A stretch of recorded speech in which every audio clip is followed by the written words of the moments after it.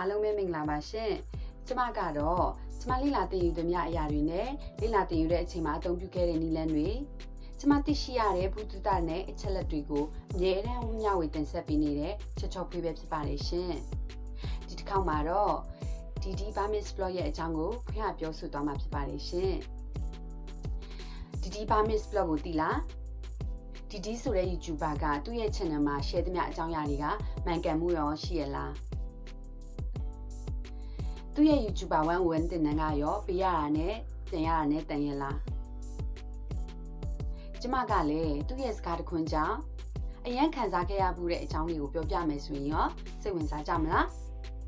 အကယ်၍ကျမဒီနေ့ပြောမယ့်အကြောင်းအရာတွေကိုစိတ်ဝင်စားမယ်ဆိုရင်တော့ကျမရဲ့ဗီဒီယိုကိုအဆုံးထိလိုက်ပါကြည့်ရှုပေးဖို့တော့လိုမယ်နော်ကျမပြောသွားမယ့်အကြောင်းအရာတွေကအချက်၃ချက်ရှိပါတယ်ပထမတစ်ချက်ကတော့သူရဲ့ဗီဒီယိုမှာ share တာတွေကမှန်ကန်မှုရှိရလားပေါ့နော်ဒုတိယတစ်ချက်ကကျတော့သူရဲ့ YouTuber 101တင်ရဲ့အကြောင်းနဲ့ပတ်သက်ပြီးတော့ပြောသွားမှာဖြစ်ပါတယ်တတိယတစ်ချက်ကတော့သူပြောခဲ့တဲ့စကားကြောင့်ကျမခံစားခဲ့ရမှုတဲ့အကြောင်းအရာကိုပြောမှဖြစ်တဲ့အတွက်ကြောင့်ဒီ၃ချက်တွေကနောက်ဆုံးတစ်ချက်ကိုအရင်ပြောသွားမှာပါအဲ့တော့နောက်ဆုံးတစ်ချက်ကတော့သူ့စကားတခွန်းကြောင့်ကျမဘယ်လိုခံစားခဲ့ရလဲပေါ့နော်အဲ့တော့အရင်ပဲစိတ်ဝင်စားကြမယ်လို့ထင်ပါတယ်ဒါပေမဲ့အဓိကအကြောင်းအရာကတော့ဒီရဲ့ဗီဒီယိုတွေကျမနားထောင်တဲ့အချိန်မှာသူပြောလိုက်တဲ့စကားလေးတစ်ခုကဘာလဲဆိုရင်တော့အသက်30ကျော်မှဘာသာစကားအသက်တစ်ခုကိုကျွန်တော်မလေ့လာချင်တော့ပါဘူးလို့ပြောခဲ့တယ်အဲ့ဒီအချိန်မှာကျမကကိုရီးယားကိုရောက်နေတာဖြစ်ပါတယ်ကိုရီးယားကိုရောက်ပြီးဘာသာစကားမှမသိယူပဲနဲ့လာခဲ့တယ်ယဉ်ကျေးမှုတွေ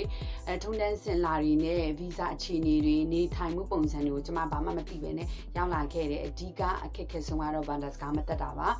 သွားဒီလာဒီတောင်ကျမမသိခဲ့တဲ့အတွက်ကြောင့်ကျမတော်တော်ဒုက္ခရောက်ခဲ့တယ်အဲ့ဒီအချိန်မှာတစ်လလုံးအခန်းထဲအောင်ပြီးကျမ online ကနေသင်တန်းတွေတက်တယ် online Korean class ကိုတက်တယ်ပေါ့နော်အခောက်ပေါင်းများစွာရေးချတယ်ပြီးရင်စာအန်နဲ့နိုင်ငံပေါ့နော်ချက်တယ်ပြန်မေးတယ်အဲ့လိုနည်းလမ်းတွေကိုလုပ်နေတဲ့အချိန်မှာဒီရဲ့အဲ့ဒီနိုင်ငံခြားမှာပြောင်းခင်သိရမယ့်အချက်ဆိုတဲ့အကြောင်းအရာကိုနားထောင် YouTube တွေနားထောင်ရင်းနဲ့နားထောင်နိုင်မိတယ်အဲ့ချိန်မှာအဲ့ဒီဗီဒီယိုထဲမှာပြောတဲ့အကြောင်းအရာတခြားအရေးကြီးတဲ့အကြောင်းအရာတွေအများကြီးထဲမှာဘာမဟုတ်တဲ့အကြောင်းအရာလေးတစ်ခုကကျမကိုခံစားစေခဲ့တယ်ဘာအကြောင်းအရာလဲဆိုတော့ဟိုကနပြောလိုက်တဲ့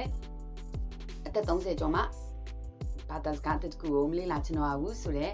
စကားလေးပေါ့နော်အဲ့ဒီစကားလေးကကျမကိုအရင်ခံစားစေခဲ့ပါတယ်ပေါ့နော်ဒါပေမဲ့အဲ့ဒီတုန်းကဘာဖြစ်လို့လဲဆိုတော့ကျမကအရန်ကိုမိတက်ခဲ့တာပေါ့နော်စက်သမျှမရခဲ့ဘူးအဲ့ဒီအတွက်ကြောင့်ကျမကအရန်ဝမ်းနေပြီးတော့ဟာဒီလို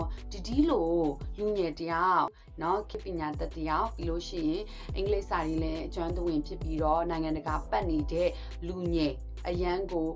တက်ကြွဖြန့်လက်ပြီးတော့သင်ယူလေ့လာအားကောင်းနေတဲ့အရွယ်လူတယောက်ကအဲ့လိုပြောမယ်ဆိုရင်ကျမလိုမျိုးเนาะ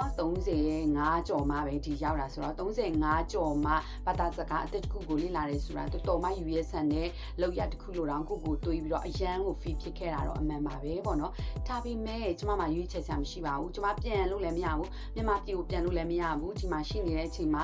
အလုပ်ဝင်နိုင်ဖို့အတွက်ဒီမှာအကျွမ်းတဝင်ဖြစ်ဖို့အတွက်ဒီမှာရှင်တန်ရတည်နိုင်ဖို့အတွက်ကကျမရဲ့တွန်းအားကြီးတစ်ခုပါပဲပေါ့နော်ဒီတွန်းအားလေးကြောင့်လေကျမကဘာသာစကားကိုရအောင်လေ့လာခဲ့တယ်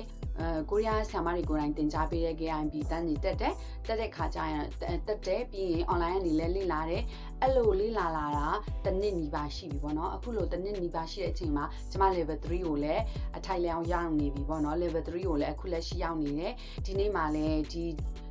လိုလူငယ်တွေပေါ့နော်တက်30မှမဟုတ်ပါဘူး40 50ဆိုရင်တော့မှကျမဥပမာယူပြီးတော့လေ့ကျင့်သွားမယ်ဆိုရင်ဘာသာစကားအတစ်တစ်ခုကဘယ်လောက်ပဲခက်ခဲနေပါစေအချိန်တန်ရင်ရလာပါလိမ့်မယ်လို့ပဲအားပေးချင်တာပေါ့နော်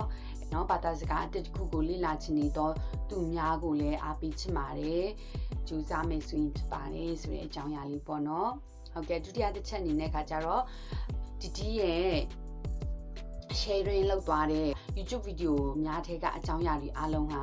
မှန်ကန်မှုရှိတယ်လို့ပြောချင်ပါတယ်မှန်ကန်မှုရှိရလားလို့ကျွန်မပြောခဲ့တယ်မို့လားအဲ့ဒီအချက်ကတကယ်တော့မှန်ကန်မှုရှိပါတယ်သူတို့ sharing လုပ်မဲ့အကြောင်းအရာဒီအားလုံးမှန်ကန်သူတို့research လုပ်ပြီးမှ sharing လုပ်တယ်ဆိုတာကိုလည်းယုံကြည်ပါတယ်အဲ့ဒီတော့ ဒီ share လုပ်သွားခဲ့တဲ့ဗီဒီယိုတွေထဲကတစ်ခုဖြစ်တယ်ဟုတ်ကနာနိုင်ငံခြားမသွားခင်သိထားရမယ့်အချက်လက်ဆိုတဲ့အထက်ကပေါ့နော်ကျမတနစ်ကြော်လာမှပဲတဟဆာတာလေးဖြစ်လာတယ်ပေါ့နော်အကယ်၍များတာကျမတို့ကနိုင်ငံတကာနိုင်ငံကိုမကူးခင်မှာဒီ share လုပ်ခဲ့တဲ့အကြောင်းအရာအတိုင်းကြိုတင်ပြီးတော့ကျမတို့ပြင်ဆင်ခဲ့မယ်ဆိုရင်အရန်ကြီးအချိန်ကြာကြီးပြောင်းလဲလုပ်ဆရာမလို့ပဲနဲ့ကျမတို့ပြင်ဆင်နိုင်မှာဖြစ်ပါတယ်လို့ဒီရဲ့ YouTuber 101တင်နန်းကပေးရတာနဲ့ပြန်ရတာနဲ့ကြောတန်ရလားဆိုတဲ့အချက်ကိုပြောချင်ပါတယ်အဲ့ဒီအချက်မှာတော့ကျမတခြားတင်နန်းတွေလည်းအများကြီးတက်ခဲ့ပူပါတယ်ပေါ့နော်ဒီ YouTube video editing တွေနဲ့ပတ်သက်တာတွေကိုတက်ခဲ့ပူပါတယ်အဲ့ဒီတင်နန်းတွေမှာဆိုရင်ဒီ personal brand တွေကိုတိတ်ပြီးတော့အဓိကမထားပါတော့လူကိုမပြချင်နေပေါ့နော်လူကိုပြဖို့လဲသူတို့ပြောပေးမယ်လေလူမျက်နှာမပါဘဲနဲ့လဲ YouTube တွေထောင်ပြီးပတ်စံတွေရနိုင်တဲ့အကြောင်းတွေကိုပဲအများကြီးအသားပေးပြောတယ်ပေါ့နော်အဲ့တော့ကိုမျက်နှာမပြဘဲနဲ့ဘယ်လို video တွေလုပ်နိုင်တဲ့အကြောင်းတွေကိုသူပါပို့ပြီးတော့အားပေးတယ်ပြီးရင်ဘယ်လိုပစ္စည်းတွေသုံးပါဘယ်လို mic တွေဝယ်ပါပြီးလို့ရှိရင်ဓာတ်ပုံ personal profile ပုံလေးတွေကိုရိုက်မယ်ဆိုရင်တော့မှလူချင်းကြီးအောင်အလားဆုံးပြင်မှာတာနာဆုံးဝတ်ပါဆိုတဲ့ပုံစံမျိုးတွေလည်းပြောတယ်ပေါ့နော်ပြီးလို့ရှိရင်နောက်ဆုံးတစ်ခုကကြတော့ဘာ editing မှမတက်ဆရာမလို့ဘူး YouTube လက်ထောင်ဆရာမလို့ထောင်တက်ဆရာမလို့ဘူးအားလုံး YouTube creator တွေရှိတယ်အားလုံး editor တွေရှိတယ်အဲ့လိုရတယ်ပေါ့နော်ပတ်စံဘလောက်ဆိုအဲ့လိုရတယ်တစ်ပုတ်ကိုဘလောက်ဆိုပြီးတော့အားလုံးရိုက်ပြီး apply လို့ရတယ်ဆိုတဲ့ပုံစံမျိုးတွေပြောတယ်ပြီးရင်ကိုယ့်ရဲ့ page follower များအောင် YouTube subscriber များအောင်ဆိုရင်လုံးဝ0ကနေစရင်နေတယ်ပေါ့နော်0ကနေစရင်နေတဲ့အတွက်ကြောင့် subscriber ထောင်ချီတောင်းချီတိန်းချီရှိတဲ့ဟာတွေကိုများများဈေးကြီးပေးဝယ်လိုက်ပေါ့ကိုကအောင်မြင်ချင်တယ်ဆိုရင်တော့အဲ့လိုခုံကြော်ပြီးတော့အမြန်ဆုံးလုပ်ရမယ်ဆိုတဲ့နီလန်းတွေကိုပဲပြောခဲ့တယ်ပေါ့နော်အဲ့ချိန်မှာကိုက YouTube ကိုစပြီးတော့များဝင်ငွေများရလိမ့်မလားလို့အဲ့ဒီစိတ်ကြောင့်လည်းပါတယ် sharing လုပ်ချင်တာလည်းပါတယ်အဲ့လိုဝင်ငွေများရမလားလို့တွေးနေတဲ့အချိန်မှာဘာမှတော့မတတ်သေးပဲနဲ့အကုန်လုံးကိုပတ်စံနဲ့ပေးဝယ်ပြီးတော့အကုန်လုံးကိုအဲ့လိုရင်းနှီးရမယ်ဆိုရင်လည်းကို့မှာပတ်စံလည်းမရှိတဲ့ခါကျတော့အရန်ကိုအားငယ်ခဲ့ရတယ်ပေါ့နော်ဓာတ်ပုံလေးရိုက်ဖို့တော့မှဟာကိုပုံကမရှိတဲ့ပုံပေါက်နေတာလားရှိနေတဲ့ပုံကိုဘယ်လိုလုပ်ရမလဲဆိုပြီးတော့လည်းကိုစိတ်ဖြစ်စီမှုဖြစ်စေခဲ့တယ်ပေါ့နော်ဒါပေမဲ့အဲ့ဒီတော့လည်းမလုပ်ခဲ့ဖြစ်ခဲ့ပါဘူးပေါ့နော်အဲ့ဒီဗီဒီယိုတွေလည်းမလုပ်ဖြစ်ခဲ့ဘူးမလုပ်နိုင်ခဲ့ဘူးဒါပေမဲ့အဲ့ဒီအချိန်မှာခံစားရတဲ့ feeling နဲ့ဒီရဲ့ YouTuber 101တင်နန်းကိုတက်လိုက်တဲ့အချိန်မှာဘယ်လိုဖြစ်သွားလဲဆိုရင်ဒီចောင်းသားတွေရဲ့ question and answer အချိန်ဒီမှာဆိုရင်လည်းပဲဟုတ်ကဲ့တေချာဖြစ်ပြီးတော့ဗောနော်ခုနလိုမျိုးရုပ်ကိုမပြဘဲနဲ့ကျမတို့ YouTube လုပ်မယ်ဆိုရင်အဆင်ပြေလားရုပ်မပြချင်ဘူးလို့ပြောရင်ဒီကတော့ရတယ်လုပ်လို့ရတယ်ဒါပေမဲ့ကိုကသူများကိုယုံကြည်စေချင်တယ်ဆိုရင်တော့ကိုရဲ့မျက်နှာကိုအဓိကပြပါကိုရဲ့ personal brand ကိုထောင်လို့ရှိရင်တခြားသောအလုပ်တွေအများကြီးလုပ်နိုင်တဲ့အကြောင်းတွေကိုလည်းပြောပြတယ်ပြီးလို့ရှိရင်ဒီ subscriber အများကြီးတွေဝယ်တာတို့ viewer အများကြီးရနေတဲ့ page တွေကိုဝယ်လိုက်ပြီးတော့ဖြတ်လန်းနေနဲ့လုပ်မယ်ဆိုရင်ဘယ်လိုလဲလို့ကြောင်းသားမိတဲ့အခါမှာတော့လုံးဝအားမပေးပါဘူးဒီကတော့တရက်ကိုပုံမှန်လေးလေ့ကျင့်သွားပါစူးစမ်းပါquantity ထဲ quality ထဲ quantity ကိုတော့အရင်အားပေးတယ်နောက်ပိုင်းတော့တဖြည်းဖြည်း quality ဖြစ်လာလိမ့်မယ် quality ရှိတဲ့ video တွေလုပ်လာနိုင်မှာဖြစ်တဲ့အတွက်ကြောင့်အရေးအတွက်များကိုပဲအရင်ဆုံးလေ့ကျင့်ပါဆိုပြီးတော့အားပေးတယ်ပြီးလို့ရှိရင်ဒီသုံးနေတဲ့ပစ္စည်းတွေအကြောင်းလည်းအများကြီးပြောပြတယ်ဒီပစ္စည်းကိုဝယ်ပါကျွန်တော်စီကနေဝယ်လို့ရပါတယ်ဆိုရဲစီးပွားရေးလောက်တာမျိုးမဟုတ်ပဲねဒီပစ္စည်းကဘယ်လိုကောင်းပါတယ်ဈေးကဘယ်လိုပါသိချင်လေ့လာလို့ရတဲ့အကြောင်းပဲပြောပြီးတော့မှနောက်ဆုံးဘာမှမရှိသေးဘူးဘာမှမဝယ်သေးဘူးအစမှဖြစ်တဲ့အတွက်ကြောင့်ဖုန်းတစ်လုံးနဲ့ပဲအစပြုပါလို့ပြောတဲ့အတွက်ကြောင့်ကျမတို့လည်းမျိုးပထမခြေလန်းနေတဲ့သူတွေအတွက်ကတော့လုံးဝအားဖြစ်စေခဲ့ပါတယ်ပေါ့နော်အဲဒီ editing နဲ့ပတ်သက်ပြီးတော့ပေါ့နော်မတတ်မှလည်းပူစရာမလိုပေါ့နော်editing နဲ့ပတ်သက်ပြီးတမျိုးတည်းကိုပဲသင်ပေးတာမဟုတ်ဘူးပေါ့နော်ဒီကိုယ်တိုင်ရောတခြားသောပညာရှင်တွေကိုလည်းဒီ editing application တွေကိုအသုံးပြုနိုင်တဲ့နည်းလမ်းတွေကိုသုံးနည်းနဲ့တောင်မှပြောပြပါတယ်ပေါ့နော်အဲ့ဒါတွေကိုသေချာကျမတို့ဒါလိုက်ပြီးတော့လေ့ကျင့်မယ်ဆိုရင်တကယ်တိုးတက်မယ်တိုးတက်နိုင်တယ်ဆိုတာကိုလည်းမြင်မိပါတယ်ပေါ့နော်နောက်တစ်ခုအနေနဲ့ကကြတော့ script ရေးနည်းတို့ဆိုရင်လည်းဒီကိုယ်တိုင်တင်ချာကို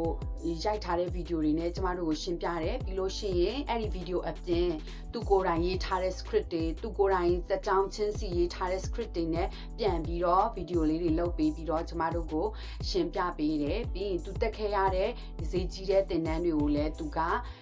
ဘုသူသားရအောင်လို့စေတနာနဲ့ sharing လုပ်ပေးပါတယ်အဲ့ဒီအတွက်ကြောင့်ဒီရဲ့စေတနာတွေလည်းအများမြင်ရတယ်လို့ကျမတို့ရဲ့မတိနေတဲ့အချက်လေးတွေကတကားဖွင့်ပေးတယ်လို့တကယ်ကိုဖြစ်ခဲ့တဲ့အတွက်ကြောင့်ဒီရဲ့ YouTuber 101တင်နန်းကအမှန်တကယ်ကိုတက်တဲ့တင်နန်းမှာတက်ပီသားသူတွေအတွက်လည်းတခြားသောဒီ YouTube channel ထောင်ထားပြီးတော့မှ viewer တွေများနေ subscriber များနေတဲ့သူတွေတော်တော်လေးထိုက်လျောက်အတွေ့အကြုံရှိပြီးတော့လုံနိုင်နေတဲ့ YouTuber တွေတောင်မှ channel လေးတွေတောင်မှတခြားသောစီးပွားရေးနဲ့ဆိုင်တဲ့ဗဟုသုတတွေကိုလည်းထပ်ပြီး sharing လုပ်ပေးနိုင်တဲ့